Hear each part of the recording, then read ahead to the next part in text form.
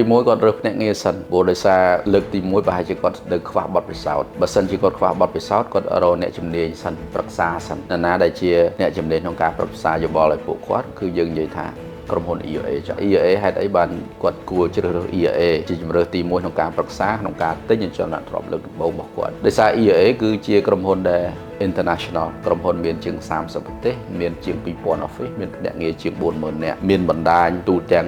អឺរ៉ុបអាស៊ីនិងអាមេរិកជាពិសេសបើសិនជាយើងនៅក្នុងប្រទេសកម្ពុជា EOA ក៏ជាភ្នាក់ងារមួយដែលឈរជើងបានរឹងមាំមែនទែននៅក្នុងវិស័យអចលនទ្រព្យទោះបីជាស្ថានភាពយ៉ាងម៉េចក៏ដោយភ្នាក់ងារប្រកបណាស់គាត់នឹងមានគម្រោងដែលល្អៗនឹងណែនាំទៅជូនពួកគាត់បើសិនជាគាត់រើសភ្នាក់ងារត្រូវគាត់អត់ចាំបាច់ទៅដើររើសគម្រោងទេគាត់អត់ចាំបាច់សិក្សាថាតើគម្រោងណាល្អគម្រោងណាមិនល្អខ្លួនឯងទេព្រោះដោយសារគាត់អត់មានបទពិសោធន៍តែបើយើងជាអ្នកជំនាញយើងដឹងថាគម្រោងណាល្អគម្រោងណាមិនល្អគម្រោងណាតម្លៃប្រមាណទីតាំងណាយើងអាចធ្វើ comparison ឲ្យពួកគាត់អាចនិយាយថាដាក់10គម្រោងធ្វើ